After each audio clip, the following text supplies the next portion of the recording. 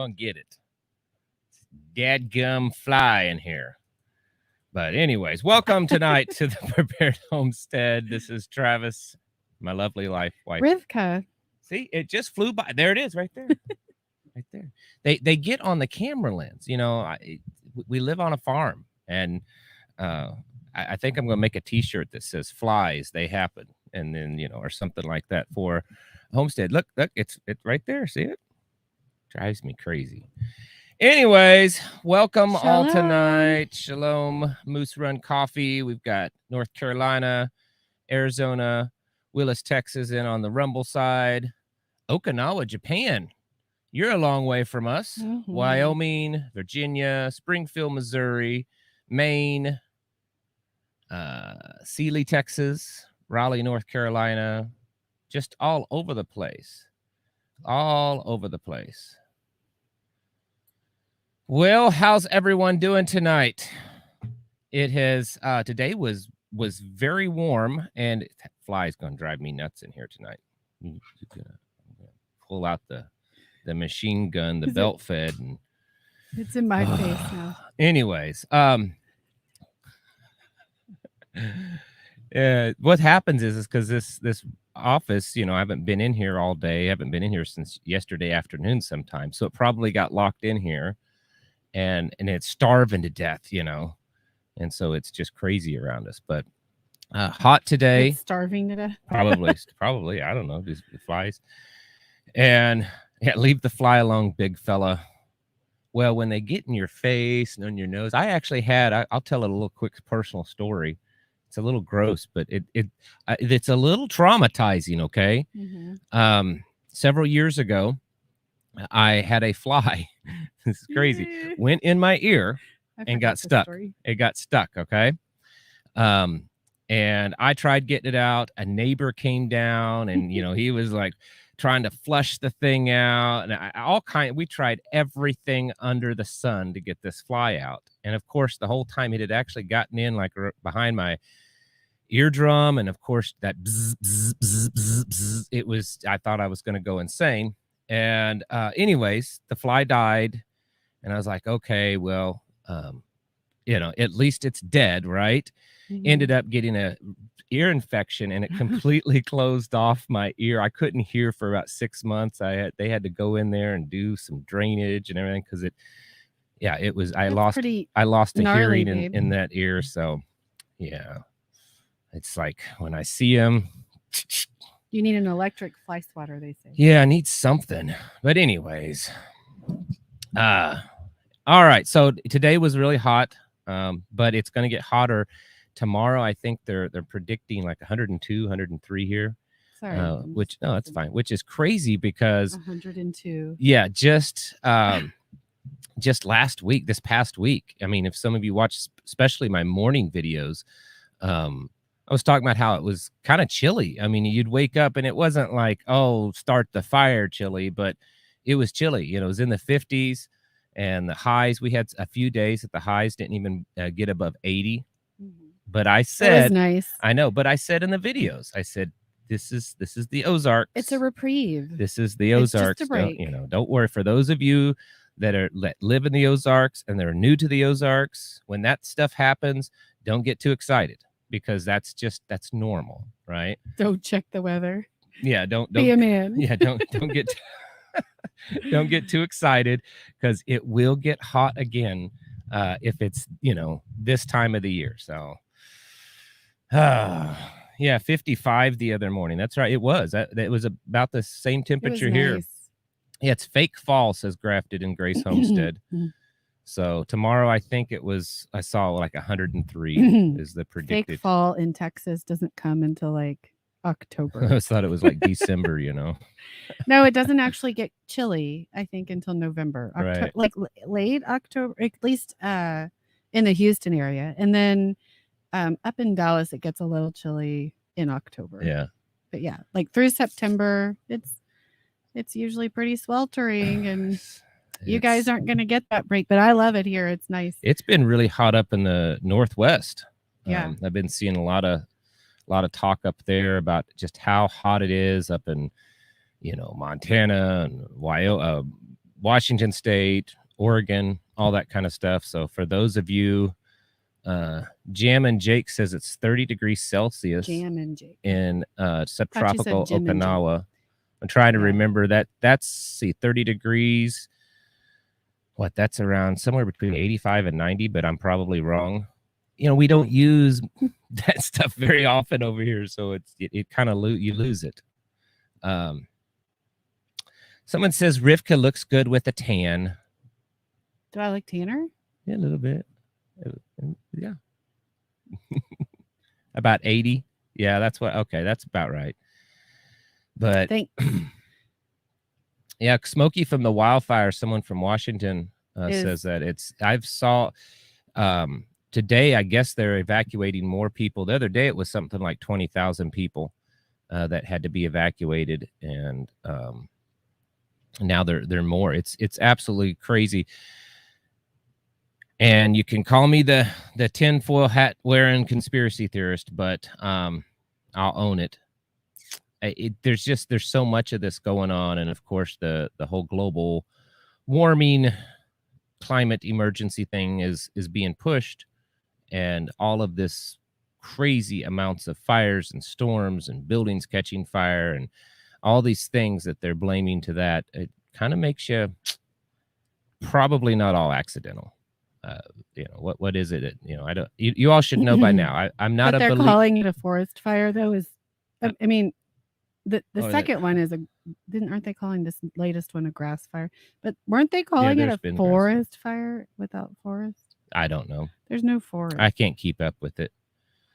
I just thought that was peculiar. But anyways, it's crazy, and nice ham radio in the background. Yep, thank you. That's a Yaesu 450D, I believe. Yaesu 450, and I do have things to hook it up, but I stick it up there. I haven't taken it down in a while. The deal is, I have a few, not all, but a few firearms that I put up here as decoration, but YouTube doesn't allow you to do that now on live streams. So when we live stream on YouTube, I have to take any kind of cool, it's mostly like Western stuff. I have like an old black powder cap and ball revolver, and of course the shofar's there. I'm surprised they don't let me they make me take that down. But no, on YouTube lives, it's weird. So if I film a video, record it and upload it, that's fine. But on a live stream, you can't have firearms. So yeah. So Redfish over here says he's the one in Spring, Texas. Mm-hmm. Over in Rumble. Yeah, I'm gonna bake cookies on the hood of my truck. 3 p.m. for 30 minutes. It's supposed to be 107. That would just about do it. Sidewalk at 6 p.m. was 130 degrees. That's about how it is down there. Yeah. That's crazy. So anyways, so there's someone in the YouTube chat that wants to stir things up, apparently, and trying to be nice, and I don't know why you're having to stir things up, but at some point you may get silenced. Anyways, I do have the news brief for the week. We'll get to that here in just a minute. There's quite a few things on it, and I really, as I started doing this throughout the week, I started realizing this one's going to be long.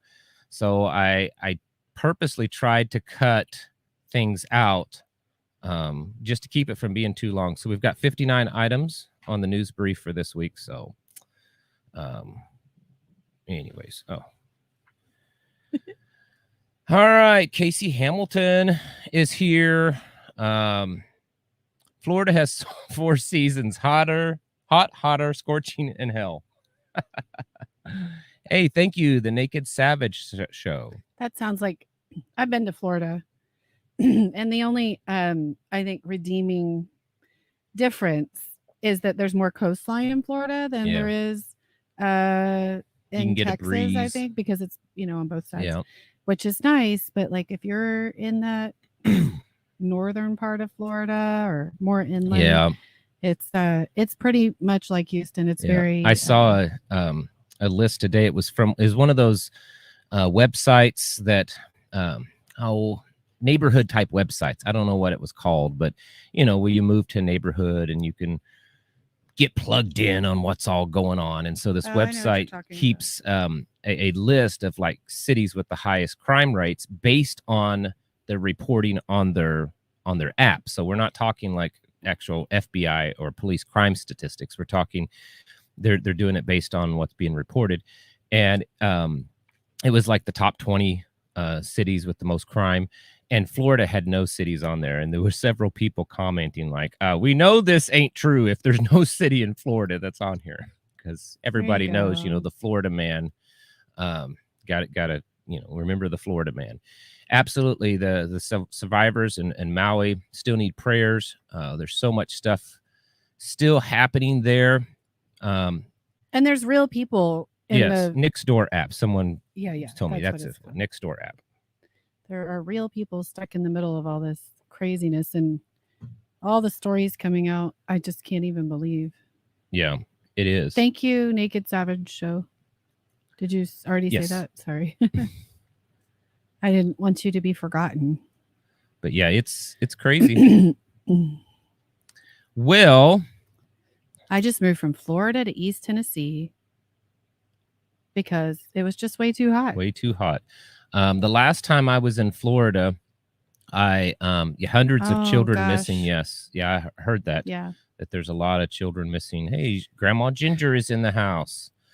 The last time I was in Florida, I actually went down late winter, early spring, and was able to stay on Daytona Beach. Found a little place that was cheap because it was out of season. And of course, this was a long time ago. So nowadays, I'm sure it would be a lot more, but it was actually pretty pleasant. There wasn't a lot of people there. Had the beach for the most part to see, there's the fly on my microphone. Had the beach mostly to myself out there. So that was the last time I was in Florida. But yeah, it can get hot down there too. In fact, they said again this week that the ocean temperatures around the coast of Florida were breaking record temperatures, 100 degrees. The water temperature, they say. Even though I've had firsthand reports from numerous people in Florida saying the water's not anywhere close to that. So I've been to Florida.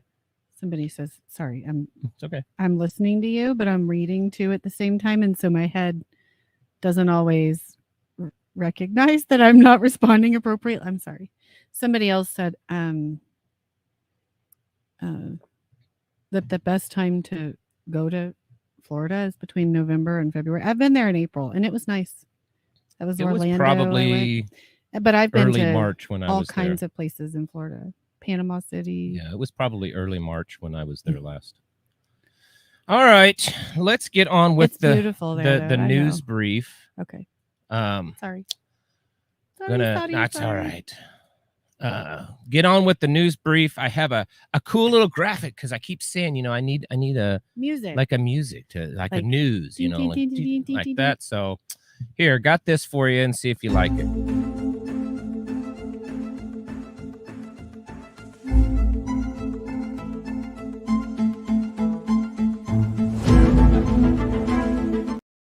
All right, we are back with our 59 items on the weekly news recap. If you're new to this, I compile this throughout the week, and this is not a complete list of the news. Okay, that would be I can't imagine the impossibility of that. But these are things that throughout the week, I noticed that probably are all part of everything. So let's write that one down. It goes from Saturday to Saturday. Number 1, EPA authorizes the release of 2 million more genetically modified mosquitoes in Texas and Florida. Yay! Now I need a clapping. Yeah. Because everyone's going to be, that's just exciting. 2 million more genetically modified mosquitoes. Bill Gates mosquitoes. Massive fire at recycling plant in Glendale, Arizona. 30-year mortgage interest rates hit the highest level in 23 years.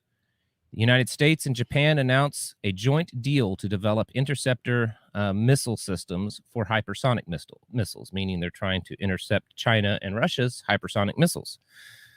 340 U.S. companies file for bankruptcy in the first half of 2023. This is the highest rate in 13 years. China's defense minister is to visit Russia and Belarus. Suicide rates hit the highest level ever recorded in 2022. Low water levels due to drought in the Panama Canal cause a traffic jam of over 150 vessels waiting to pass through. Now, a lot of people are asking, how can there be low water levels in the Panama Canal, the ocean and stuff? The Panama Canal itself, the water that is used actually comes from a lake. They divert water from a lake to use in the Panama Canal to fill it, and because of drought and low, that fly. That's why. The upcoming BRICS summit is slated to discuss establishing a common payment system between bloc nations. Big surprise there. The United States sends another $200 million in weapons to Ukraine. Another big surprise. Both the United States Navy and Marines have no Senate confirmed leader, a historic first. This one, I don't know.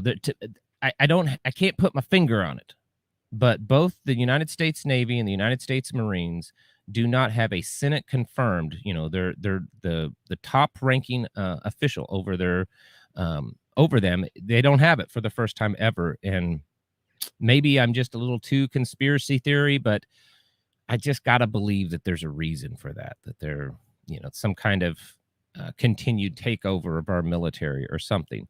More than 10,000 Americans were hospitalized this past week due to COVID, a 14% increase over last week.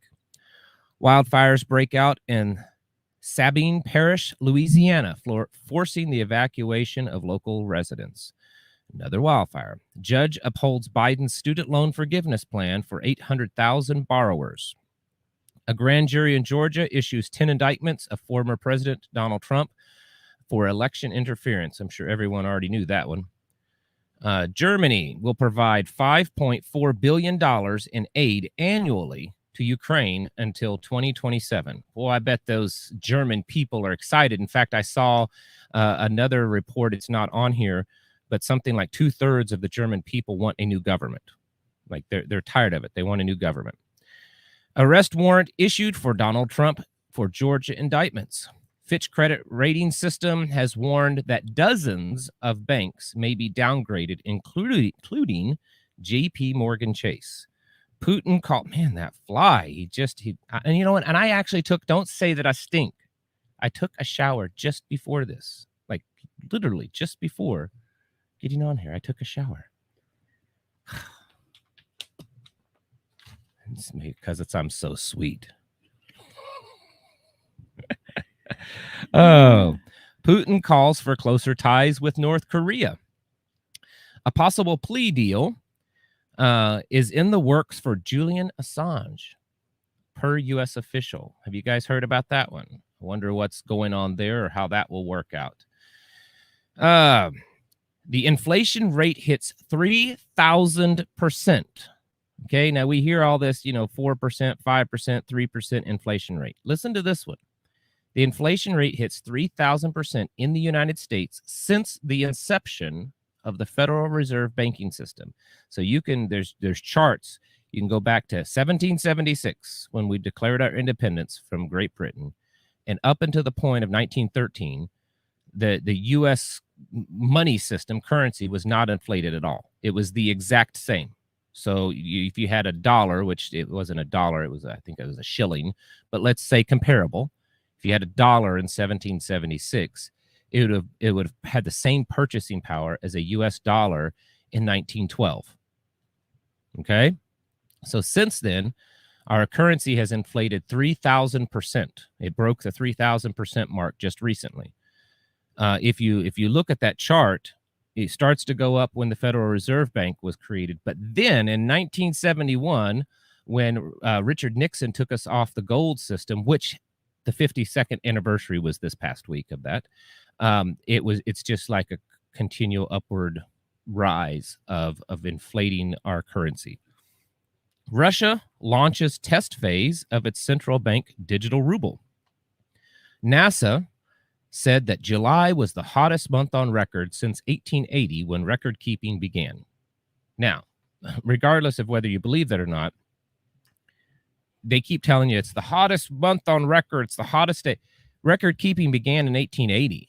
Okay, for the United States. In fact, I've mentioned this several weeks ago on this channel that Russia actually holds the oldest records of weather. Some of their weather records go back almost 1,000 years, but most of the world, it's no more than 100 to 200 years old. So when they're saying it's the hottest months and hottest day, and they don't know that completely and correctly. Morocco officially applies to join BRICS. The Hawaiian governor said the state is looking to acquire the land on Maui destroyed due to wildfires. Biden announces a one-time payment of $700 to families victim to the Maui wildfire. $700. He's so generous. Don't spend it all in one place. He just got back last week from a beach vacation while the Maui fires were going on, and then today left for another vacation at a mountain resort that one of his billionaire friends owns. So the guy really cares about the American people. No comment. Yeah. China sells off more U.S. securities, bringing them to the lowest level since 2009. The Central Bank of Zimbabwe is preparing to release its gold-backed central bank digital currency. Hawaii wildfires have casualties rise above 100. The last I saw confirmed, I think, was 109, but like someone said, they believe that there's probably at least hundreds, just children alone, because there's well over 1,000 people missing. A massive fire at a recycling center in Pensacola, Florida. Now, I want to make a note here. Did you know that since the 1st of August, there have been 9 recycling fires in the United States? Recycling center fires in the United States. Isn't that weird? Reports of confirmed dengue fever spread across Florida. I mean, it probably has nothing to do with those 2 million genetically modified mosquitoes they released, but hey. Fitch credit reporting predicts a sudden fall in labor force participation. Officially, the average grocery cost is 23% higher than at the start of the pandemic. Now, I put that officially in there because most of you know that your groceries are way higher than 23% over the last 3 years. I mean, probably on the very lowest. I watched a woman who recorded. Remember, I showed you. Mm-hmm. She recorded from because she keeps meticulous records anyway. So from 2019 until now. So 2020 is what she had them all the way back to 2019 to show what it was like before everything. And from 2020 to now, it has more than doubled. And she buys typically the same stuff. I mean, nobody buys exactly the same stuff, but like her bills. And it's not just one trip. She didn't show just one trip. It's kind of crazy. And I've been seeing that. That seems to be pretty much an average of what I'm seeing, that most people's grocery bills have gone up somewhere in the neighborhood of 75 to 100% since 2020. So if they're admitting 23%, we know that it's way, way higher than that. The U.S., you guys are going to love this one. I didn't even tell you this one. You'll love this one. The U.S. Deputy Secretary of Health, you know, that Rachel Levine, the dude dressed up as a woman that disgraces an American uniform. The Deputy Secretary of Health has suggested changing. Serious. This is serious. I looked this one up. I got to say all this before I tell you, because I thought this can't be real. This has got to be fake news or a joke. But he really said this. Suggested changing the title of mother to egg producer. I saw this. Egg producer. And it was disgusting. If you're an egg producer, raise your hand in the chat. Be proud of you, egg producers. I have some. I need a beep button. Beep beep. I have some seriously choice sometimes words. I need to use it. What was the point in feminism if we're going right back to this? I mean, sick is this world. Egg producers. Men in our spaces doing it better in every space. to come up with different things because it's on this list later on, and it's one of the last things I think maybe. Anyways, that they're developing, they're perfecting the technology to put an artificial. Says I am not a chicken. Yeah, to put artificial wombs in men, and then the artificial canals, so that they're saying that men will be able to, they'll have to implant the embryo. So in other words, will be able to carry and have. They're so they trying to be like God, right? Yeah, like, to change creation. It's sick. It's an absolute sick world. All right, moving on before I say something I shouldn't. Russia's wealth grew last year by $600 billion despite war and sanctions. Remember that one. Massive wildfire starts on the island of Tenerife in Spain, causing the evacuation of thousands of residents. The United States lost $5.9 trillion in total wealth last year. So Russia grew its wealth by $600 billion. The United States' wealth shrunk by $5.9 trillion. Real quick. What? Freedom for all. Mm-hmm. He says his wife thought you were talking about chickens when she walked in the room. Oh, no. No chickens. That's not what we're talking about. New COVID variant is being investigated by the CDC, sparking suggestions to remask by experts.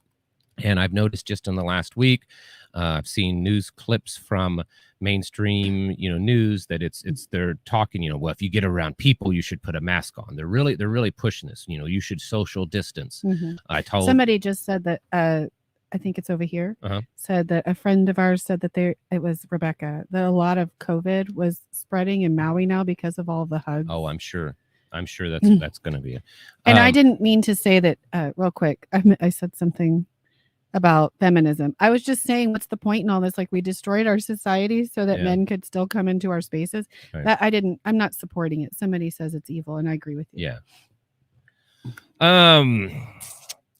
Texas reports a 23% increase in COVID cases this week, with 170% increase over the last month. That number, I pulled them out. I don't think I put any other state on here. No, I didn't. And I only did that because most of your more populated states are seeing that. New York, California, Florida, they're seeing, dramatic increases week over week of COVID cases, because they gotta get the fear going again, right?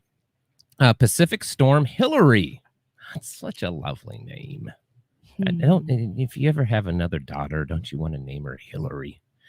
Anyways, sorry for anyone in the chat that's named Hillary. I was not picking on you. Pacific Storm Hillary reaches Category 3 hurricane levels as it heads for the California coast. This will be the first tropical storm or higher level storm to hit the region in about 85 years. So this is a pretty rare event. Hawaii officials state they have no regrets about not sounding the alarms or in restricting water to needed areas. Such caring people there. Those caring political government officials. That say no comment? Yeah, that was what Biden did. I'm just saying, they're following suit. Yeah. Bloomberg predicts that Americans, listen to this one, as bad as it's been, we've been hearing it more and more online. People are starting to realize, wow, the economy really stinks. Things are getting expensive. Bloomberg predicts that Americans are about to have, quote, a much harder time paying bills. Because it's not already hard enough. Yeah, because it's just getting started, folks. It's just getting started. Global household wealth fell for the first time last year since 2008. So if you took all the wealth of the planet, all the people, it globally household wealth, not big old rich people wealth, but just regular household wealth fell globally. So I keep saying we're not just watching. But then credit card debt soared. Oh yeah, we're not just watching an American collapse. It's a global collapse. Yes, thank you very much, Yorktown. Donald Trump states the U.S. dollar is losing its dominance. That's not surprising, but at least someone is speaking out about it. Putin holds call with Iranian leaders to discuss Iran joining BRICS. The president of Belarus states that they may use tactical nukes in the event of any aggression towards them. Here's what I was talking about. It's just funny. Victims of Hurricane Hillary. I'm sorry, I wasn't trying to laugh at that. I shouldn't read while you're doing this because I start laughing and it's often inappropriate. Yeah, Hillary's coming to California with a vengeance, folks. And they're all going to be labeled as suicide. Leading physician states that womb transplants for men leading to natural birth will be available in a couple of years. Several cases of death emerged from flesh-eating bacteria found in the waters along Connecticut, New York, and Florida. The U.S. approved sending F-16s to Ukraine from Denmark and the Netherlands. And remember, Russia, they said, don't do that. Wildfire breaks out on the Hawaii island of Oahu. It wasn't obviously as big as the last one, but still another wildfire. Tax credits against Hunter Biden are dismissed. Wow, big surprise there. So remember, they had felony tax charges against him, and they've now been dismissed by a judge. Massive fire breaks out at a petroleum storage plant in San Saba, Texas. I don't know if I'm pronouncing that right, but San Saba, Texas. 4 potential tropical storms or larger are headed to the Gulf and eastern U.S. coast from form in the Atlantic. So there's 4 of them out in the Atlantic, out past the Caribbean. Of course, it's too early to know exactly the details, but I just thought I'd get that out there, that there's 4 of them right now, the last I saw anyways, that are headed in the direction that could end up either in the Gulf Coast or along the eastern coast, and who knows, they could reach hurricane levels. It's all this climate change stuff going on.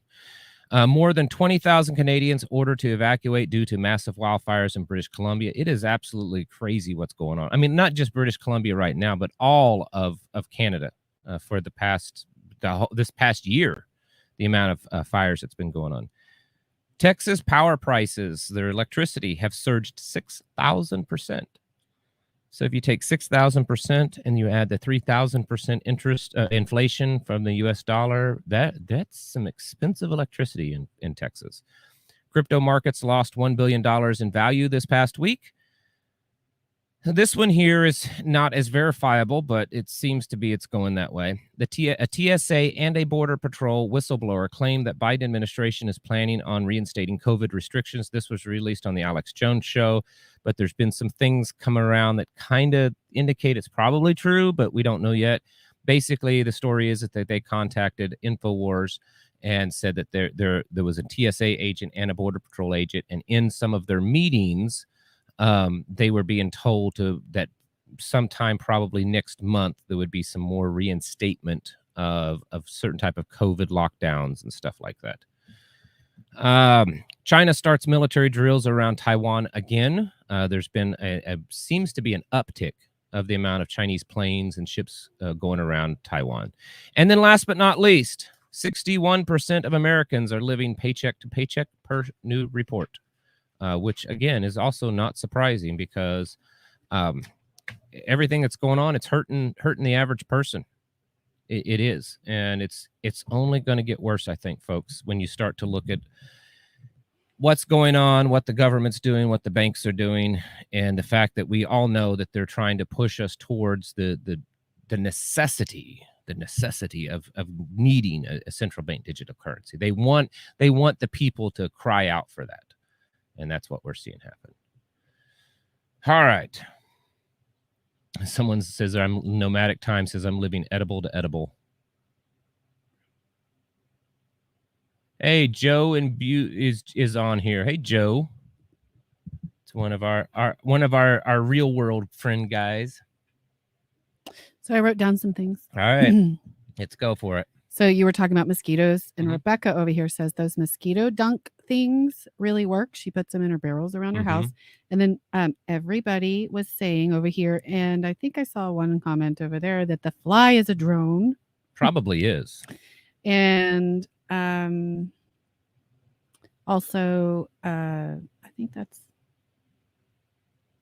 Oh, and then Redfish said, I'm waiting for the giant mosquitoes from Jumanji to show up. yeah, like the giant ones, yeah. And then I just thought those were kind of funny. But anyway, I don't know what she's talking about, the mosquito dunk things. Do you? Well, there's stuff you like a tablet type of thing you can put in water. Oh yeah. Okay, so and you put it like on the barrel. Okay, larva. that makes sense. Yeah. We kill them. Kill thank them you, all. Kings 20. I'm actually which you should if you have, well, even if you don't have a homestead, any kind of property that has mosquitoes around, make sure you regularly go around and make sure there's no standing water, buckets, anything like that, dog bowls that start looking like you can see them wiggling around, and it's not good for your animals to drink that because those are parasites. After a rain, a lot of times we forget, maybe it's been dry and then it rains and we forget. It does not take very long for those mosquitoes to start laying in that water. And then before a few days, you'll have mosquitoes flying around. So I've been really working on the children and reminding them to, every few days go around in the yard and look for any kind of, and if you live on a homestead, you know how it is. There's tons of things sitting around on a homestead that can collect water in it. And sometimes we forget them. There was one the other day behind the barn. I totally forgot. It was a big old bucket full. And I'm like, oh my goodness. And it was just full of them. So, make sure you go around your property and look for anything that's got standing water. If you can dump it out, keep it cleaned out and dumped. Wayne Delaney is here. Wayne Delaney. Hey, I've Wayne. I've never seen him in the he's one of our friends.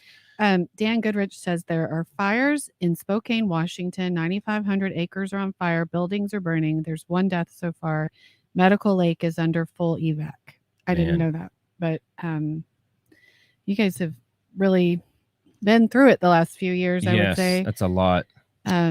MooseRunCoffee.com is in the house. MooseRunCoffee.com. If you're looking for good quality, organic, home roasted coffee you're supporting. The blonde. No, is it blonde or light? This is the light. Okay. We've got a little bit of everything. Yeah, the blonde is my favorite. Last time you ordered, but anyway, you ordered a little bit of variety, but it's organic.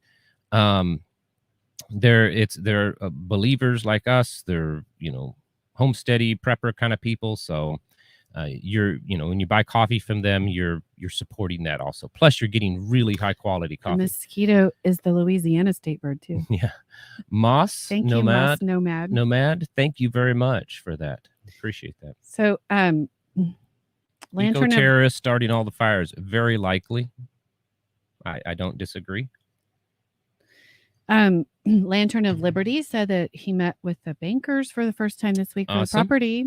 And then he's going to be one of our neighbors soon. Guneye over here on Rumble. When I'm pointing over there, it's Rumble, and over here is YouTube. Yeah. He says that some say folks won't fall for the COVID stuff, but I disagree. And I think that you might have more pushback than maybe last time, but overall, there's definitely going to be some people, and probably more than we think. I don't know that might go into it, but I suspect it'll be different this time around, well, and I also think people are gullible. Well, people are gullible. They've forgotten about it. It's been a long enough time. There's a lot of trauma stuff that has trauma, and all this stuff that's going on right now is serving to help you forget about all of that. Right. Your mind is distracted. Yep. We don't know how much they're going to roll in the climate emergency into a COVID emergency or whatever. So those yeast-based mosquito things work. I got the Tougher Than Tom brand, THOM. It's expensive, but they really do work. I used half the recommended for my property, and it still works. That's a great recommendation. Thanks, guys. Someone asked about my Sasquatch wearing glasses t-shirt. Oh, there. I made it myself.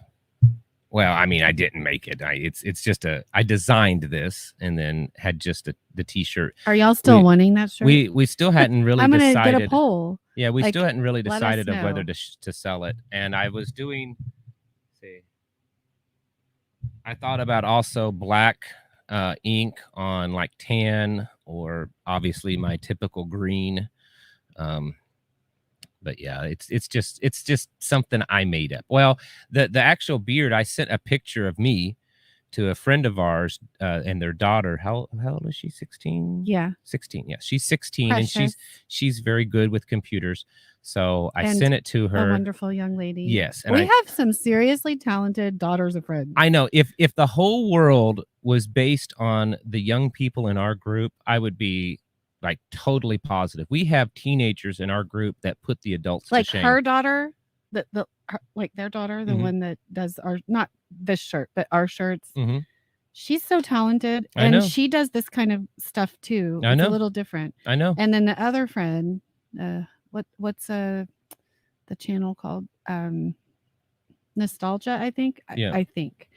I don't know which one they're doing right now because they got have demonetized. A couple of different ones, yeah. And then the other one that sews and crochets. I know, but I sent her a picture. So many really talented young people. She turned it into this, and I put it on a T-shirt. So, but yeah, we do. It's amazing the young people in our group, what they can do. When we go to our local meetings, it's so cool to see. And I know I say this all the time, but I say it a lot because number one, I'm encouraging you. Number two, some people may be new and they don't know this. So our meeting house, it's not our building. It's owned by another club locally that we're not partners or anything with them, but they like what we're doing. And so we're allowed to use it throughout the month for a pretty small fee. But anyways, it's a big building.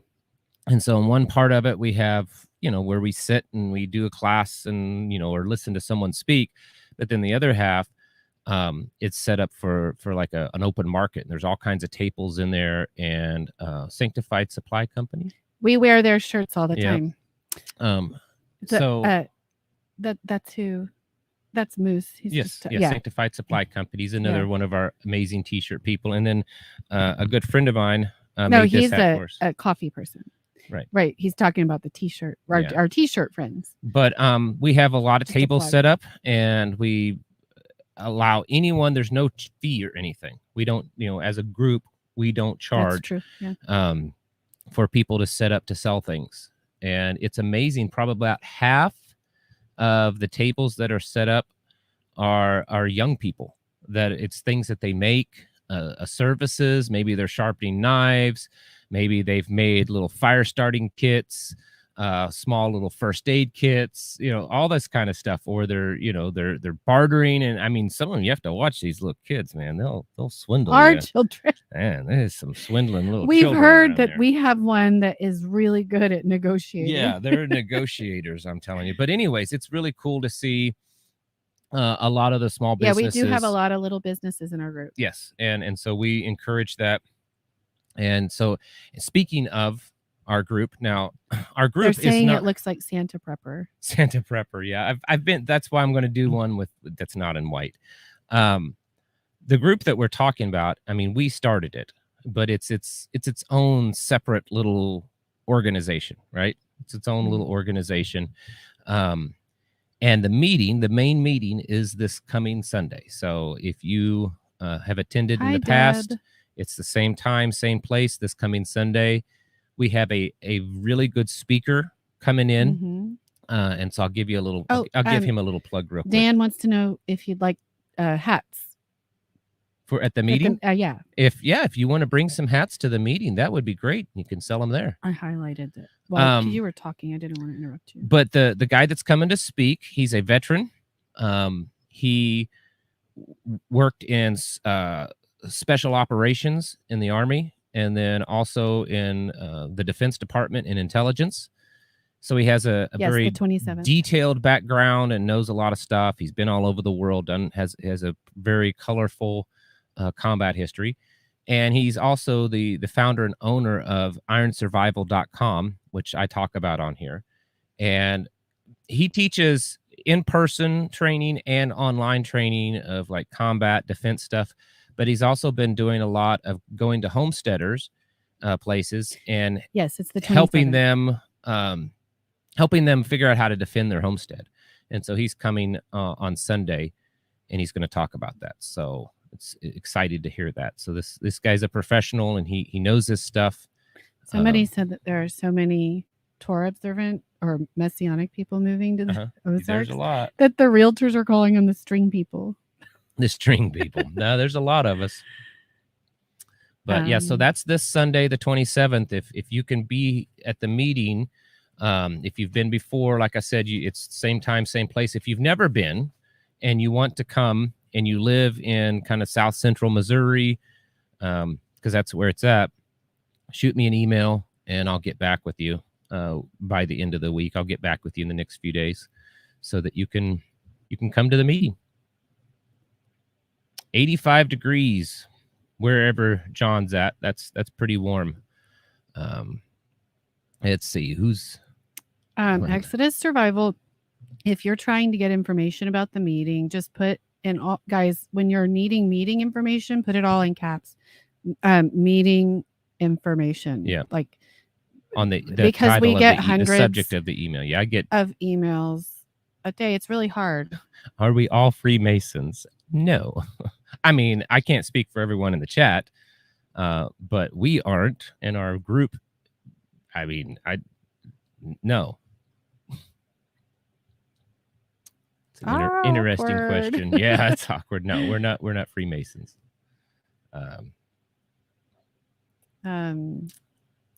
Somebody else asked, how did you get your group started? Okay, I guess let me take a sip of my coffee because it's really good. I know it's late, but I'm just, it can be 100 tomorrow. I guarantee you tomorrow when it's 100 degrees out. Telling them no. Yeah, no, I'm not aware of any Masons. Thank you, everybody. I've said this before. I'm the weirdo guy that when it's 100 degrees out in the afternoon, I like the coffee. And I like coffee hot enough that it just about leave big old blisters in your mouth. Anyways, where did the fly go? Somebody's asking. I don't know. It's late, so maybe he went to bed. He'll be back tomorrow.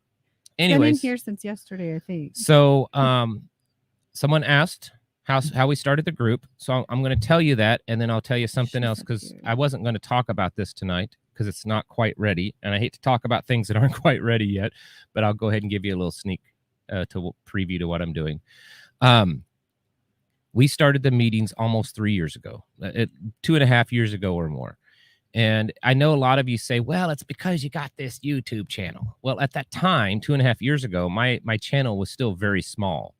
I'm not even sure if it was monetized at that point. I think it was, but it was like, a $50, $100 check every 2 or 3 months kind of thing. It was very small. Real quick, I just saw this. Richard Barnes, if you want to come on down, you come on down.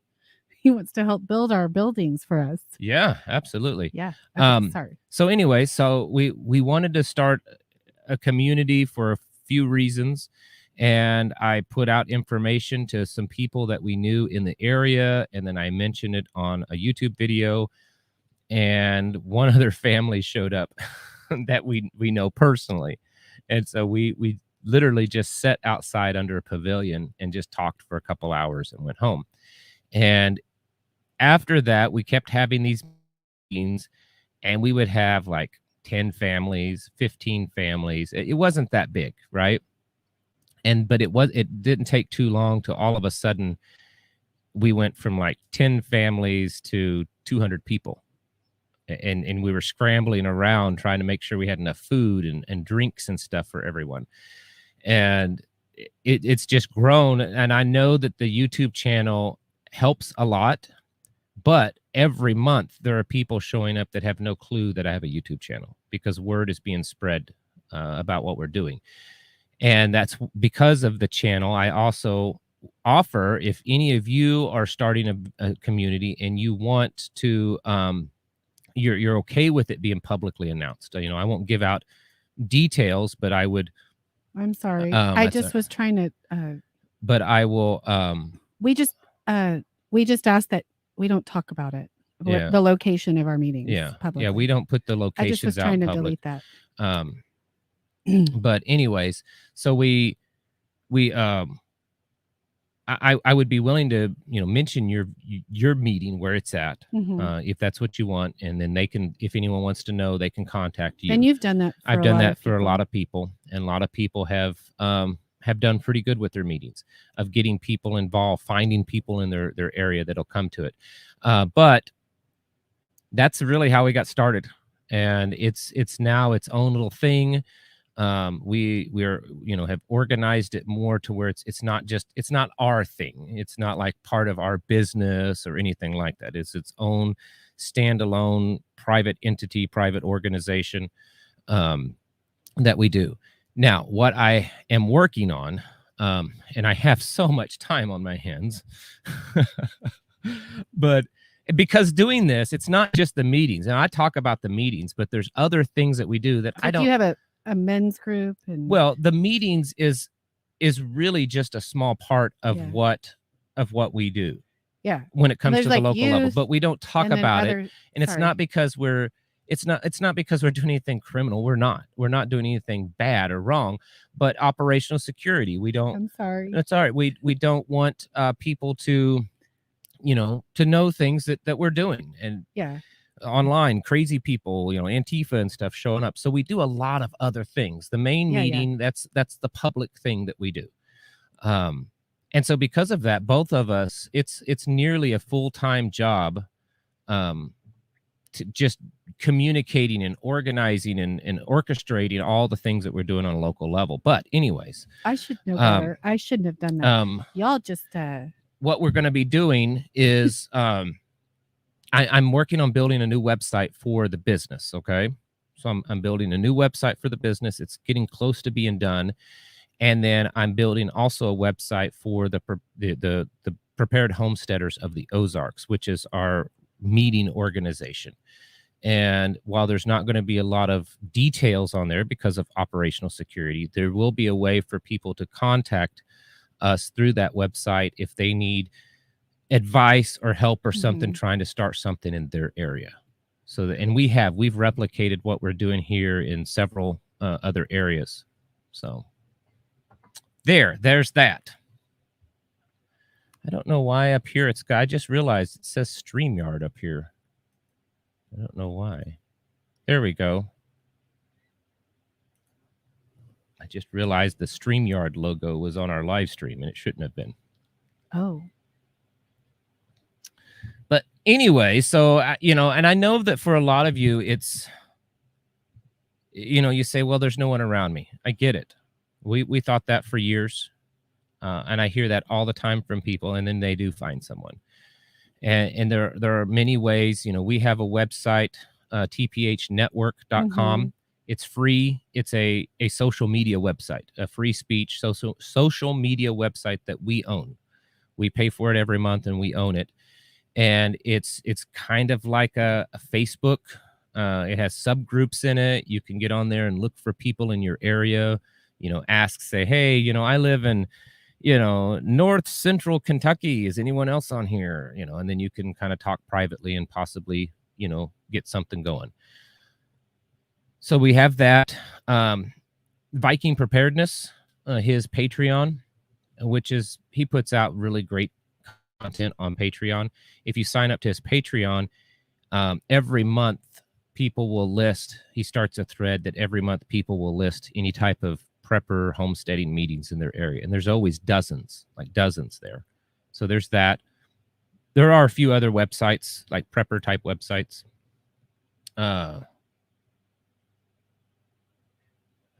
So someone on the chat says that a friend of theirs had their property assessed by Iron Survival. He said it was awesome. Highly recommend. Yes. Yeah, he does a good job, him and his team. And then I don't want to give away because of his operational security. But trust me, him and his guys are top notch. Like his people that he works with in his organization are like tier 2 and tier 1 guys, literally tier 2 and tier 1 guys. And have lots and lots of combat experience and all kinds of stuff. A couple of questions over here. This one. Right tphnetwork.com. Yeah, that's the website. Yes, it's a public meeting, but we don't give out the specific location on here because someone in the Rumble chat is asking why I won't give the specific location to our public meeting, because this is YouTube, and I have no way of knowing who's watching this. And between now and this weekend, there could be thousands of people watch this between YouTube, Rumble, and it's also posted on Twitter. I don't know who they are. It could be really crazy bad people, right? I don't require a lot to go to the meeting, but I ask that you email me. You email me. Most people are decent enough to give me their name, tell me where they're coming from or something like that. And at least if something happens with that person, we have some kind of a paper trail to possibly, not guaranteed, but possibly trace back to them. We've never, ever had any problems at our meeting, ever. But I think it's very unwise to just on such a public stage, I have almost 100,000 subscribers just on YouTube alone, to just say, here, this is the address. Anyone just show up. Anyone can show up, and we're going to let anyone in unless they're disruptive. I mean, it's a private meeting at our discretion, right? Like it's a private meeting on private property that we open to the public, which means we retain the right to tell anyone to leave if we don't want them there. And that's not something we do because we don't have a problem, but it's there. Will you type the TPH web address for people? Yeah. tphnetwork.com. So that's why I don't put the address out there. Someone was asking why I don't put the address. If you want to know, you can email me and I'll give it to you, but that way that there's at least some kind of a paper trail. Not paper, a digital trail. You know what I'm saying. A trail. Yeah, PNW Gorilla is another guy on YouTube, and he has a Telegram channel. PNW Gorilla puts out a lot of good stuff on the tactical. I mean, they use bad language in their videos, and I wish they didn't, but hey, that's them and not me. But still, they put out really good information. And someone's saying that they have a Telegram group that they post events and stuff that people can come to. So it is out there. You have to be willing to look. And there are people that come to our meetings almost pretty much every month from other states. Yeah. They come from out of state. No, every month. There's been and we're talking like, and not just people that are coming to move here. Sometimes they come because they want to see what we're doing. Right. That's it. They'll come from New York. In fact, just wasn't last month, but it was a month before we had someone from Maine, Florida, California, Washington, all four corners of the United States. They come to the meeting and they people want to know how to do it. Right. I'm going to post the web address also in YouTube. Let's see.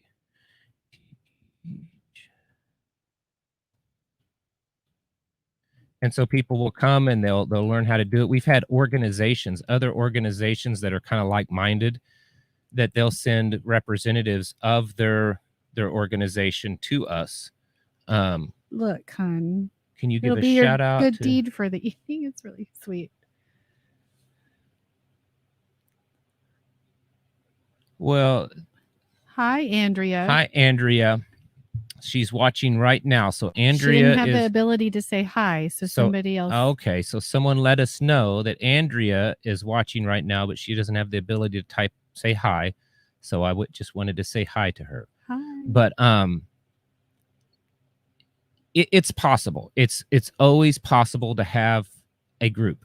You just have to work at it. Says that we post our meetups for Southeast Georgia every month on TPH, Facebook, and various YouTube outlets. It's amazing how many people will go on and on making meetups but never show. Yes. It's kind of crazy. That's true too. That's true. Our first one only had one.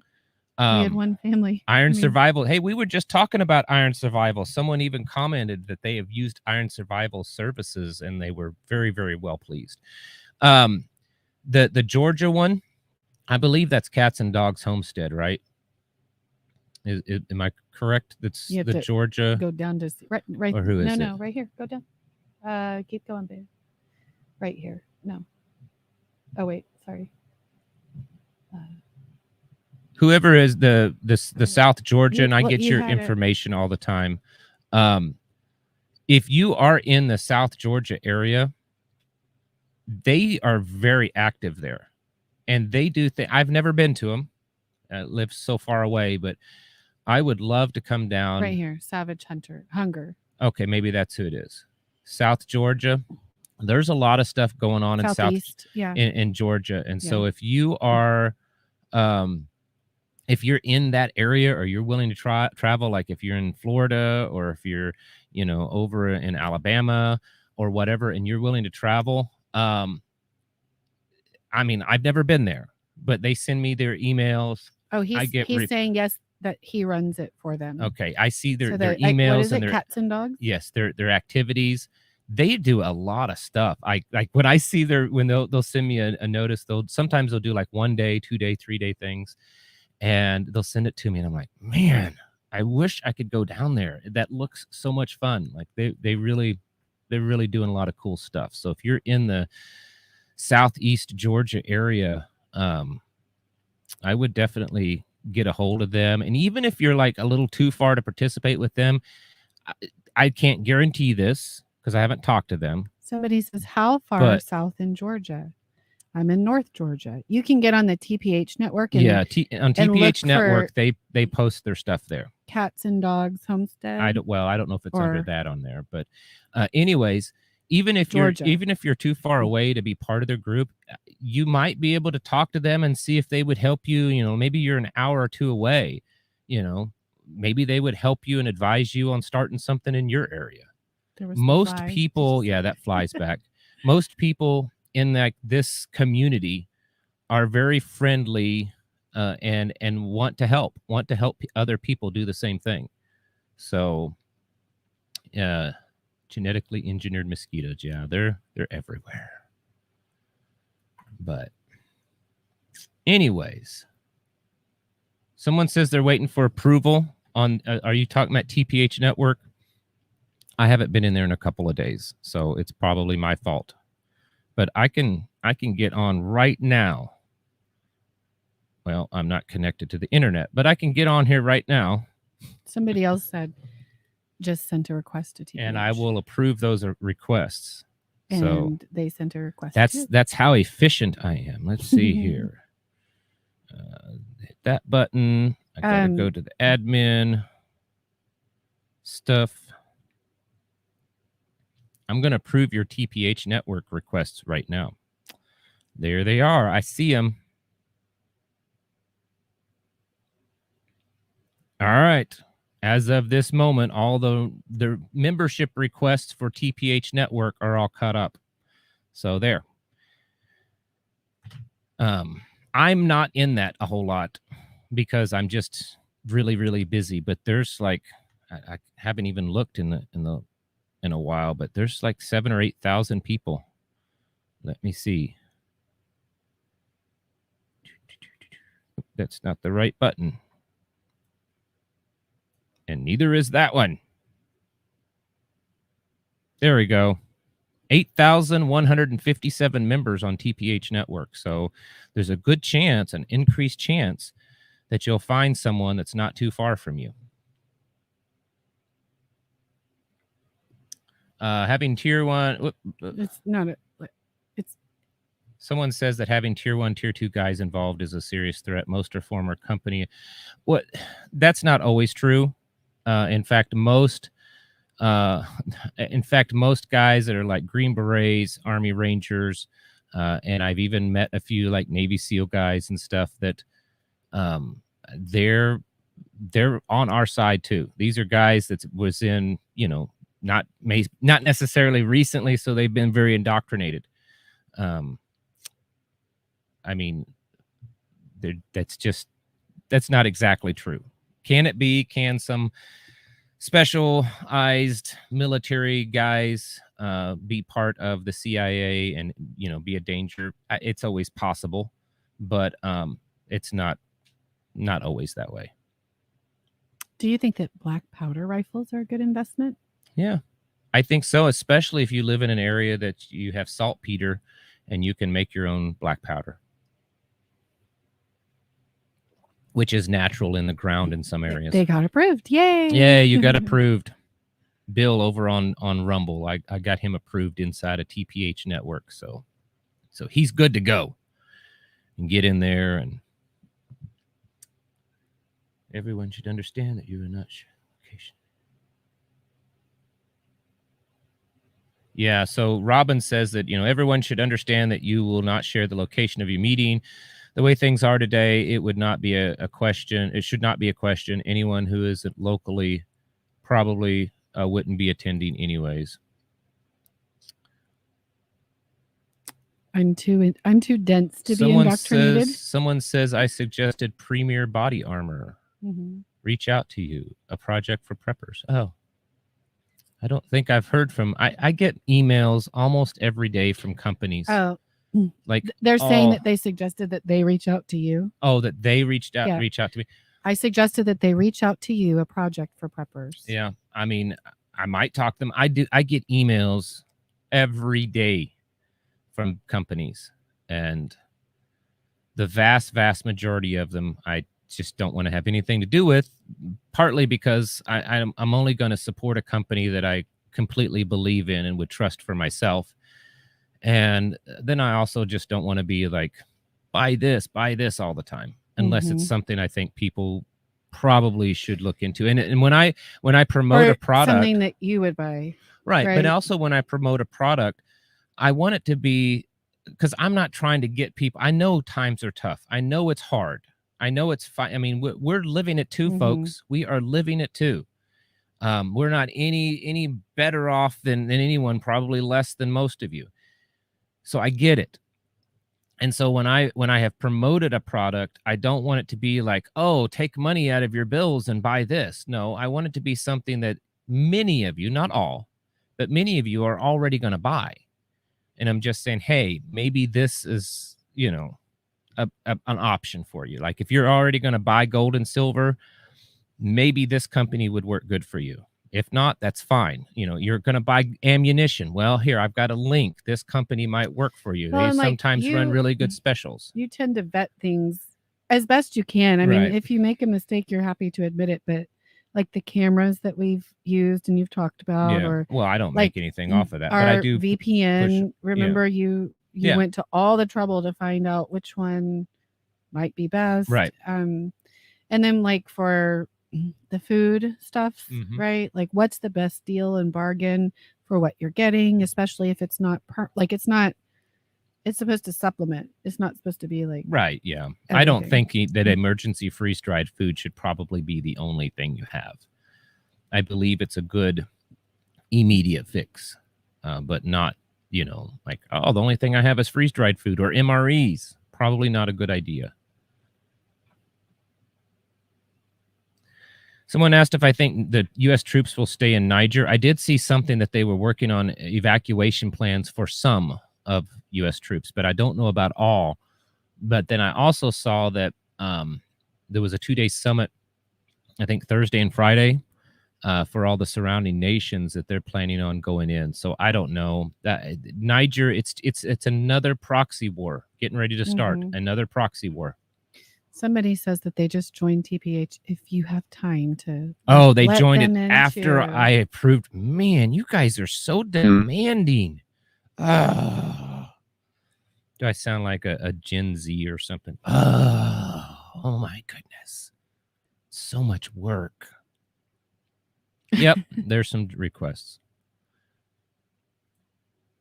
It takes a minute. All right, there we go. It'll be a few seconds, but you'll be approved. And in the TPH network, it's free speech, meaning that, and I control that. I control all the data. I own all the data.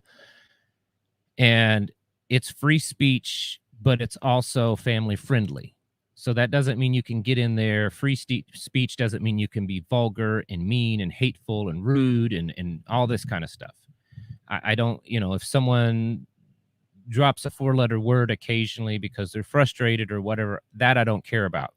But if someone's like verbally attacking someone, or they're posting really inappropriate stuff, or they're just trolling, they're just trying to stir up the trouble, then I'll either delete that or delete them. But that's happened very, very few times. But it is a free speech platform. So there's that. You sound like a teenager. A teenager. Oh man. Oh, I got to do the eye roll thing. Oh.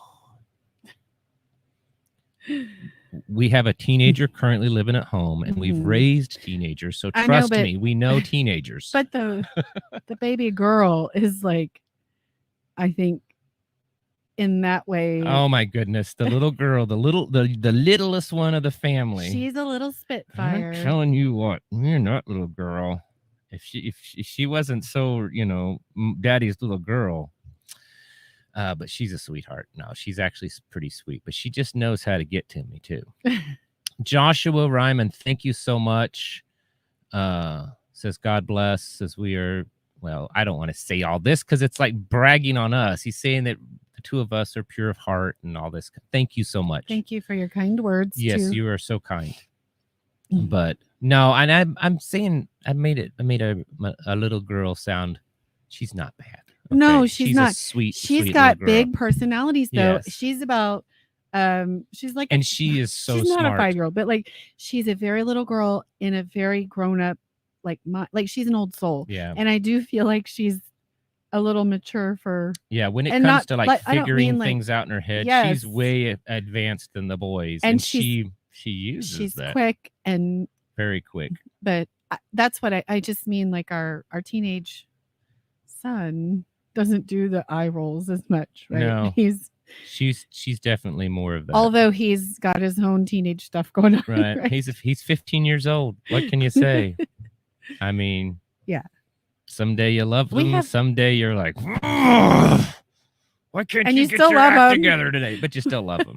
You know how anyone that has a 15-year-old or has had a 15-year-old in your house, you know what we're saying.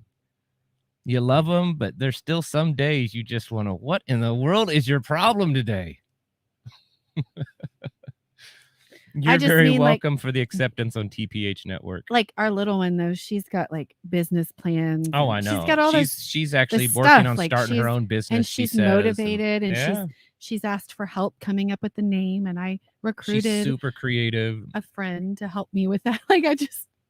Help me come up with a name. Yeah, she wants to develop like a logo and all this kind of stuff. So, and then she wants to sell tooth powder. Yeah, she's gonna make homemade and deodorant. And she wants to learn to crochet. Yep. And knit. She's been making bracelets this afternoon. Did you get one? No, I don't have one yet. She made one and it was too small, so she was gonna have to make another one for me. She said. But we love them, and then we have adult children, and then we also have grandbabies. 4 adult children. And we have 3 grandbabies. And 3 little they are little angels. They're just the cutest. 3 little granddaughters, and they're just about as adorable as I know. Every grandparent says that, okay? But it's pretty amazing. Teenage grandchildren are a lot easier. Yeah. Go talk to your parents and leave me alone. Well, and not just that, but he likes to talk to your mom more than he likes to talk to us. That's true. Yeah. He enjoys talking to you did too. You like older people when you were younger. Always sitting on my grandparents' feet if I could. You should tell this story. Which one? The old ladies. The quilting? Yeah. Oh, I think I've told that. I was a weirdo teenager. I actually really enjoyed hanging out with older people at our church. They don't have a phone, PT. Yeah, our children don't have the ones at home. They're not allowed to have phone, even the 15-year-old. But right now. At the church that I was going to when I was a child or a teenager, there was a ladies group, an older ladies group, and they were making quilts to send over to some missionary somewhere. And at the same day, and I didn't know all this, but the same day that was happening, the youth group was meeting there for some kind of activity. I have no recollection what the activity was. One more approval. And then the ladies were in the basement of the church, and this was a small church. We're quilting, and so I happened to go down there and I saw them. And of course, the youth function's going on, and I, see what's going on, talk to them. And I ended up staying there and not doing the youth function. And they thought it was so cool. And I started going to the old ladies all It's the so old blue-haired sweet. ladies But group. they told stories and Yeah, you they would learned a sit around and lot. tell me stories. They taught me how And to you quilt. did that with older men too. You Yeah. enjoyed stories, and Yeah, I I think did. it's I very remember when I was a teenager, there was a lady not too far from us. She was, I think, 101 or 102, and she was really spry for her age. And she hired me to mow her yard. She didn't even want to. It was like her children or grandchildren or something made her let me mow her yard because she wanted to do it. But anyways, I remember every time I used to get excited to go mow her yard, because then afterwards I would sit and she would tell me stories about how, they came here in a covered wagon and her dad would, fight off the Indians and stuff. Because this was like back in the 1800s. So it was so cool. You can check this after the. You can check it again after we're done. I know too. it's so important. We got to get these people in here. I mean, after we're done, you could. I'll check it afterwards too. Yeah. Let's see. Some more requests I have to approve. Yep. There they are. All right. Your requests are being approved right now. There you go. We've been talking a lot about community, and what we're doing here and encouraging others. And then we segue into, children and grandchildren and elderly. And that's really something that our world, our modern world has lost. That we've been talking about this. Yes, that the grandparents aren't a part of the lives anymore. Back in the old days, and you can go see this, Moose Run Coffee. Thank you very much. We love you guys coffee, too. mooseruncoffee.com, the official coffee of the Prepared Homestead. But anyways, if you go to Amish farms now, some of you live around Amish farms, and you'll see a big house, typically, and then off to the side, you'll see a smaller house. That smaller house is the grandparents. And actually, the Mennonite family that we know, they do the similar. That I found out, it's not actually her mom.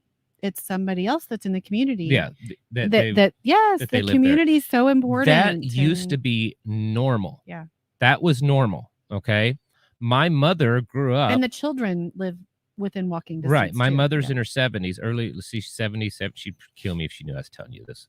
But she grew up with her grandmother living in her home because her grandfather had passed away. He was much older than her, and so they took her in.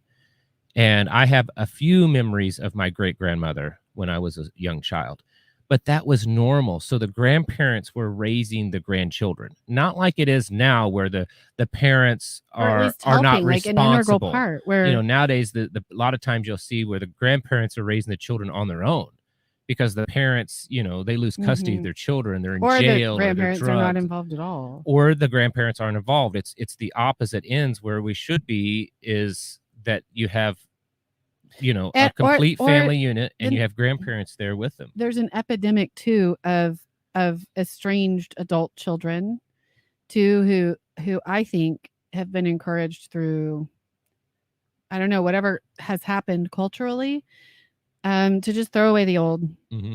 You can replace it if it doesn't serve you. Right. Yeah. If it doesn't feel good. That's our society as a whole. You don't owe that to them. Yeah, I mean, everything's disposable. If they abused you in any way, and I'm not saying that you should stay involved with somebody that is truly abusive, but considering that most parents did the best that they could with what they had, times were different, things were different. I don't know. Yeah. I just think that it's no different than the tools, right, that we have. Like, oh, just throw it away, get a new one. Your TV. But the old tools, they last forever, right? Those your flat screen, little thin LED or whatever the newest TV technology, when that breaks, are you going to get it fixed? Most likely not. Most of them you can't even fix. You couldn't find parts for them. You throw them out and you get a new one. We do that with our people too. They get unhealthy. You're no good. They're old. They're no good. What? Moose Run's website. Will you type it? Somebody's asking. But yeah, Oops, hit the wrong button. The grandparents are, not encouraged, I think, and probably not as inclined. They've got their own stuff going on. I think, live it up. I feel like there was this dream that was sold to us when we were young. You work hard, and Right. then you retire, and then you can travel.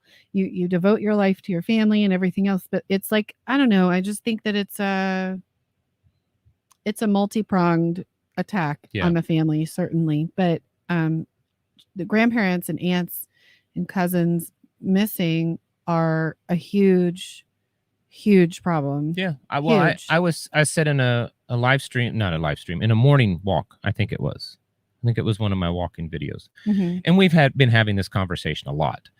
For the last 2 years. Well, but a lot here lately. But I mean, we have had it where traditionally men hung out with men only throughout the day. Their jobs, they didn't work around women. They worked in the fields with each other. They may have worked in the shops or something. They were predominantly men were around only men. They were hunting together. They were going to war together. They were training together. They were spending time around the fire together. But the women were doing the same thing with women. So the women were spending all their time around women. The other women in the tribe, in the community, in the, whatever it was helping raise the children. And then when the husbands and the wives came together, when they had their time together, the husbands knew how to be men because they were around other men all the time. And the wives knew how to be women because they were around other women.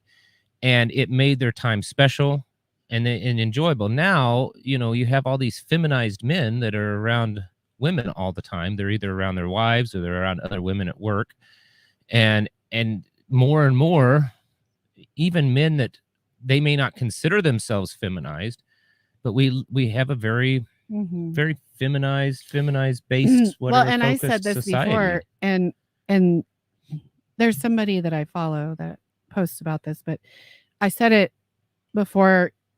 He actually used the phrase, but like men are expected to operate inside a woman's frame. So, for example, when men go to church, or when men are approaching psychological care, that kind of stuff.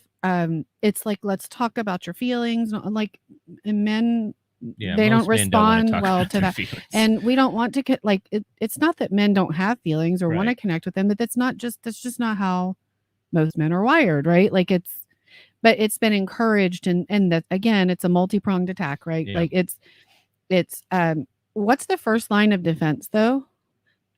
For the elderly, for the children, for the vulnerable, for the women. It's you. Like it's strong Protect, men. provide, preserve, and preside. That's really a good friend of mine. I don't know if he's in the chat tonight, but that he always says the 4 P's: protect, provide, preserve, and preside.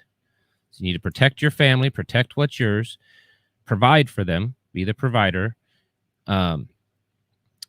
preside. What is it? Protect, preside. I missed a P. But anyways, exactly, Ranger Day. I agree. Be present in the home. I mean, that's another thing. Men are not present in their homes. They're not present in their family's life. Doesn't mean that you have to be involved in all the drama all the time. No, but like they need to be able to come establishing a structure, right? To come and an in, expectation of what you want and how you want your family, right? Like, I mean, think of all these young girls nowadays that they're out there flaunting themselves online, and of course, it's becoming a thing online. Well, they where's the father at? They have no father, and most of them don't have fathers in their home because there needs to be a man to come in and say, "You're not leaving the house dressed like that." Nope. the thing that you saw this week where the girl tried to say that she was honoring her grandpa. Yeah, there was this woman. She posts naked pictures of herself, and it was in an interview, and she was saying, this kind of went a little viral for a few days. And she was saying that she was doing this in honor of her dead grandfather. And it was, everyone was like, what are you talking about? Who was an actual minister? The young people today, the young culture, young generation, for the most part, is so messed up. It's so messed up. And a lot of it's because that there's no, the traditional family structure is gone for the most part. Here, I'm trying to make it come. Thank you. And so that's one of the things that I want to push people is to try to to really get back to, traditional family values. I mean, it's biblical. There's a reason why God set it up this way. And then there's a reason why the world, Satan, is trying to destroy it, because it's successful. That's why I say that we're watching our civilization collapse, because at the heart, at the foundation of every civilization is family. And if you tear the family apart, if you destroy the family unit, you're destroying the civilization. The thing I was saying I agreed with earlier was Ranger J, and he said it's easier to do what she says. Sorry, you're not a man anymore. But more than that, like I was just talking to you about this, like this generation has been conditioned. I think our parents and us. How often have you heard "happy wife, happy life" or "she's the boss"? And then there's also at the same time resentment behind, the backs of partners, right? So like, oh, the old ball and chain, or my old that man, kind of stuff. Women call their husbands my old man. But I think it's normalized. Like, even if we're just joking, I do think that there's a case for that. Like, it's normalized, just acquiesce, just do what she wants. And we've talked about them before, of how, especially starting in around the 1980s, you saw it a little bit in the 70s, but definitely. And it's not that I 80s, don't get what I need and want, at times when I need it. That's not it. It's not like that. I think women don't have or shouldn't have a voice. It's just within the proper structure. And right. By the mid to late 80s, most of television, like sitcoms and stuff, were portraying the men, the husbands, as idiots, incompetent, jokes, and it's that way now. Most of TV projects men as either being hyper feminized, homosexual, stupid, bumbling idiots. The woman's the only one that has brains in the family, or they're just these over the top kind of ogre, like they're just vile. They're so crude and vile. And it's like there's no place. I've said that since I started this channel. In fact, this was one of the first things I talked about when I started this channel. The world has created no space for real men. You can be one extreme to the other. If you get on and you're vile, maybe no one likes you, but you still get talk. If you get out there and you're someone like Andrew Tate, okay, he cusses. I know. Oh, I'm gonna get lots of hate mail. I don't care. I don't like the guy. He belittles people. He talks down to people. He's vulgar. He's done vulgar things in his past that I don't believe he's. I don't care.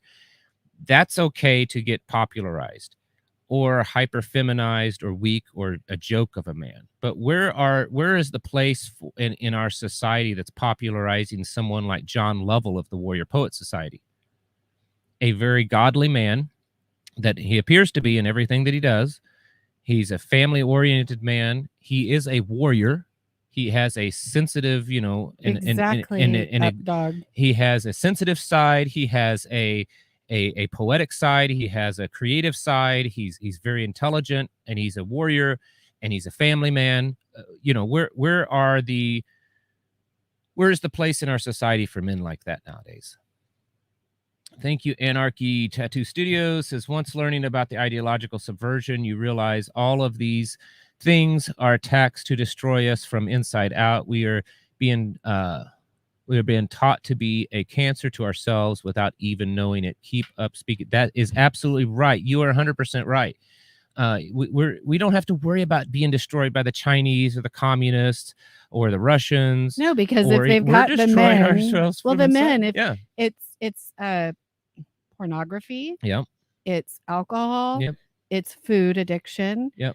And it's complacency, and it's women Yep. encouraged to fulfill the roles of men in society that they can't actually do. I mean, some women can do this stuff, but like, you remember that one where the guy was like in the sewer with the roaches and stuff, and I'm like, nope, that's fine. I'm glad that you would do that. Men, like, as in general, I would do in it our if I had country, to, they have wasted away and drug their addiction, testosterone, any addiction, and their manhood and their place in this world to, like you said, porn, women, drugs, alcohol. And somebody mentioned that toys, young like boys aren't boats and, asking women or young girls out to prom anymore. It's very weird. Yeah. Like, celibacy is one thing, but like we should be encouraging marriage and families when and not I think part of the problem is that we've encouraged people to leave your home and your dwelling place, your first responsibility as a woman. And don't get married till you're like 35. Right. Well, no, if you have children, like leave your responsibilities to somebody else. Let somebody else raise them, which I think is part of why we have so much abuse. Right. Within like daycare systems and nannies and all this other. And remove her from the house. Have a good night, Redfish. Isn't it true that historically women worked from the home if they were making money?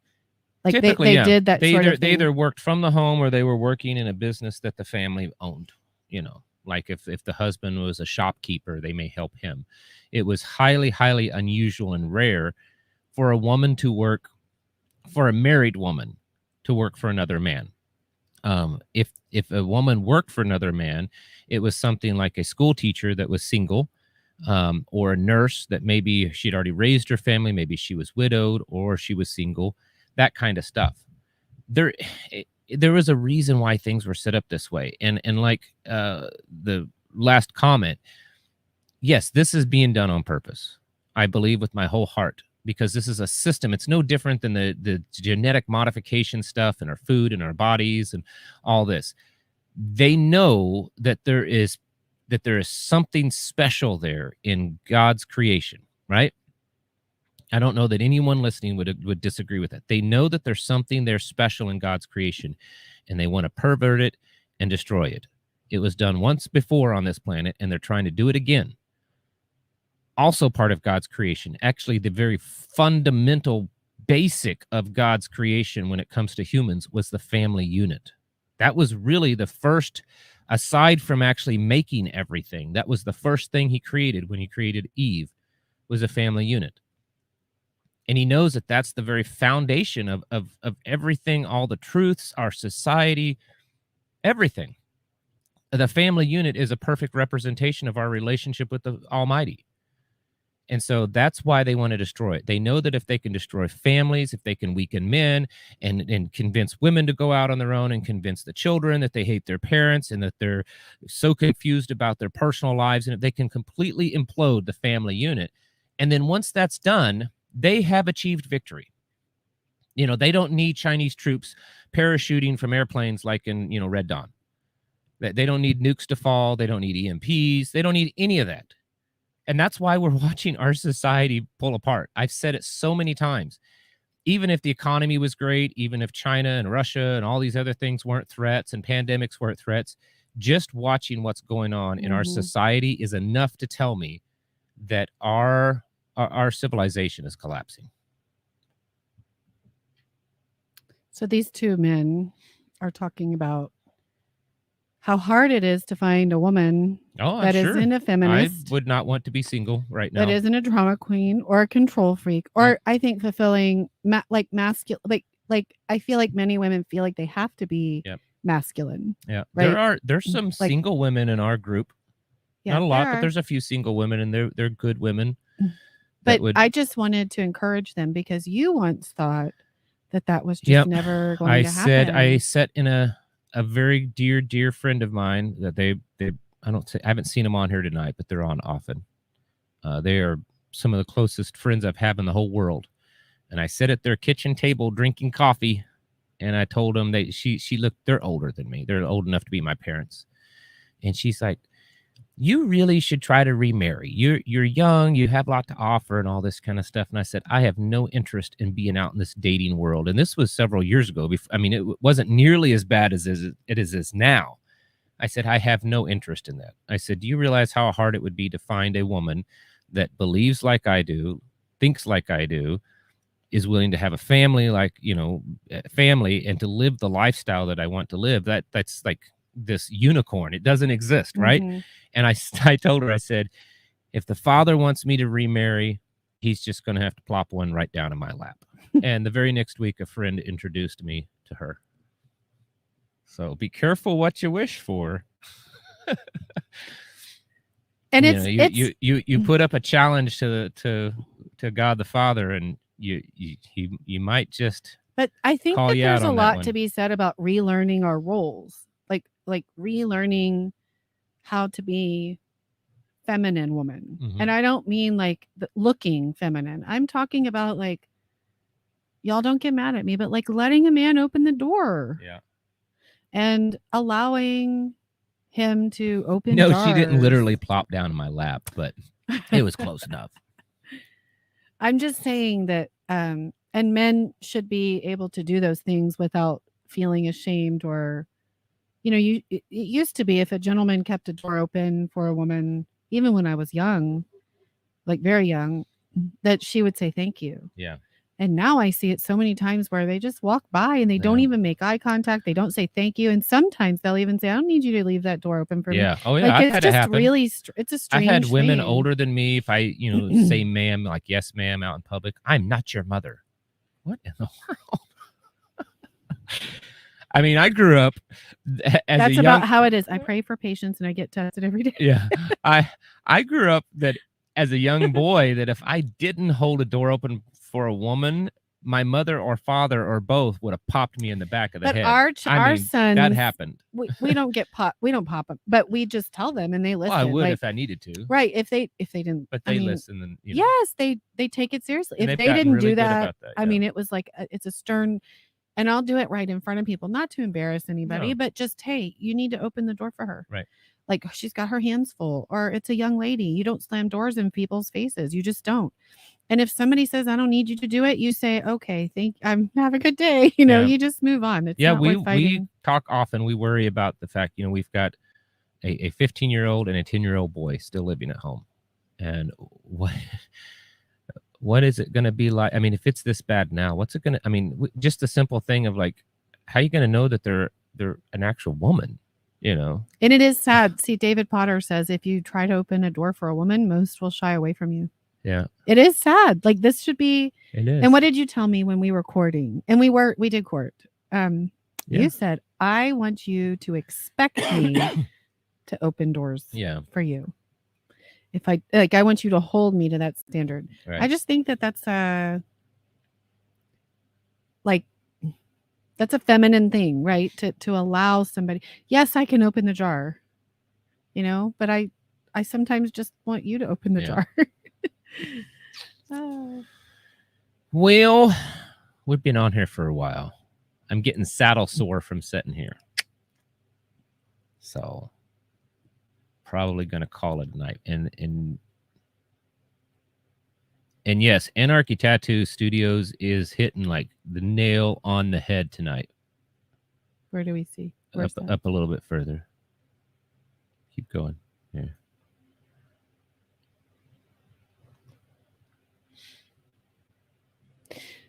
Yeah. Yeah.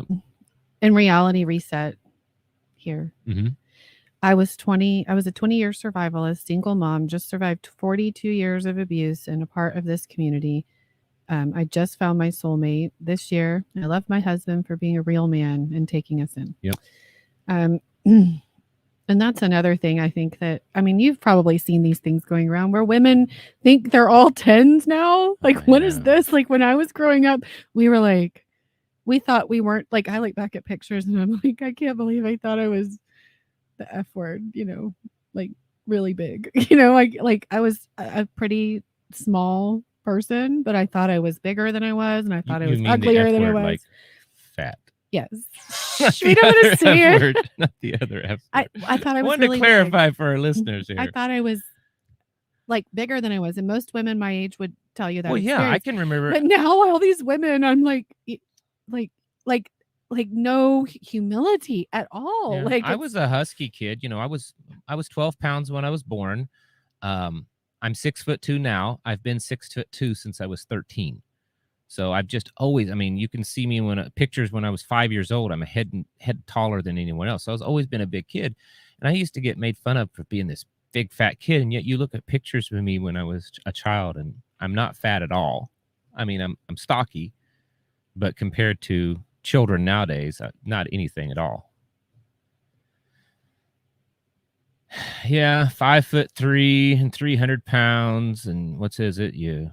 And then the other thing is to pay for your fun rounds, fudge rounds, or whatever. But I also like, there's also this, we were just talking about this, like where was the breakdown? Because I had to learn to cook when I was young. Yeah. Like I had to help because my mom was working and I had to help. I was helping, with my sisters and stuff. And she would sometimes she'd call me on the phone and be like, okay, now do this and this. And that's how I learned to cook sometimes, because she would be late or she couldn't get home in time or whatever. And I don't know, I taught our adult daughters to cook. I mean, the 10-year-old daughter that we were talking about a few minutes ago, she can't cook everything, but she can cook a pretty good meal, like muffins and if she had to, she could. She cooks breakfast almost every morning. I mean, that's her thing now. Yes, she cooks breakfast. She likes to get up and do it. Eggs and stuff.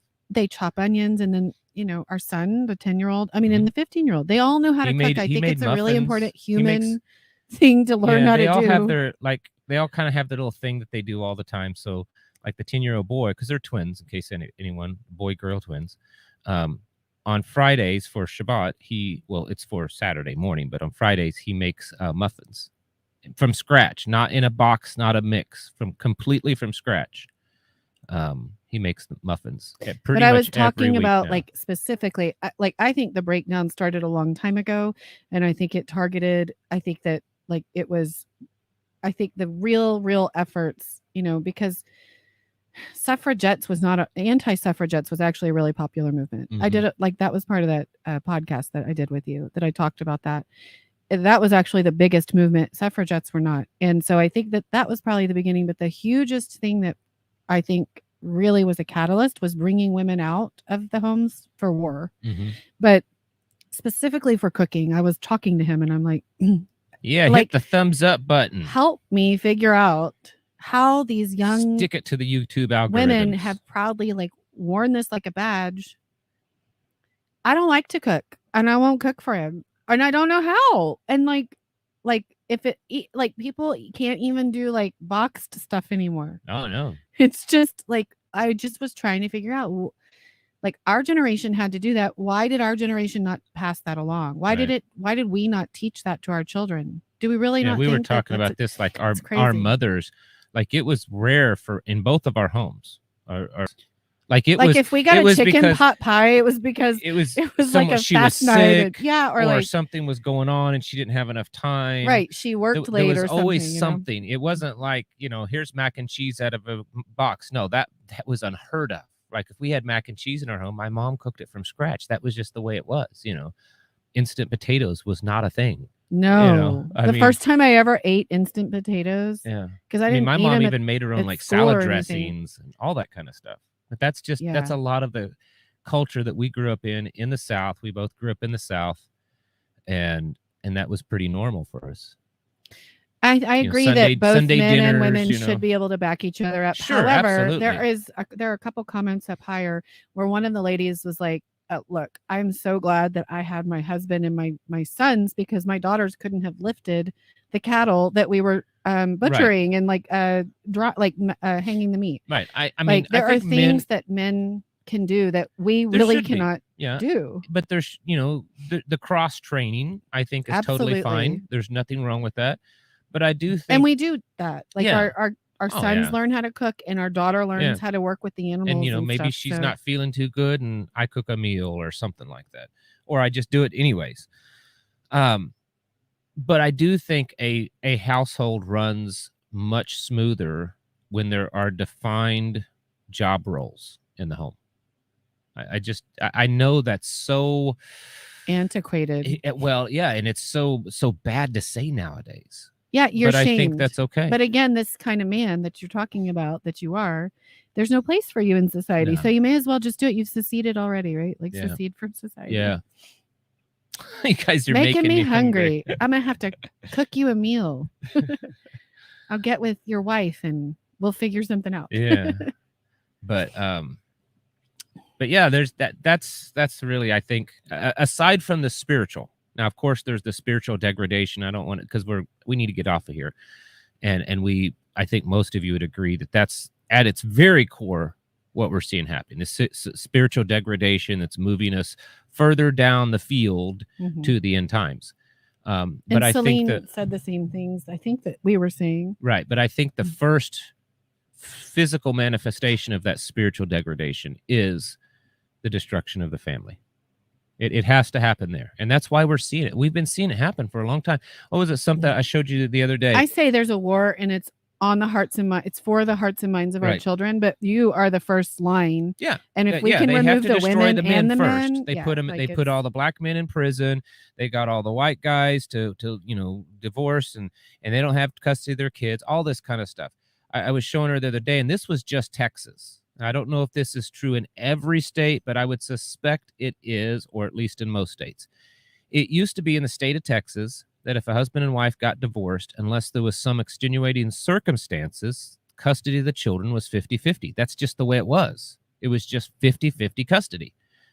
And then I believe, I don't remember the exact date, wasn't it in like the late 70s or something like that, or maybe the early 80s, that the federal government started this program 79, I think, for every divorce that happened in the state of Texas, that they awarded custody to the mother.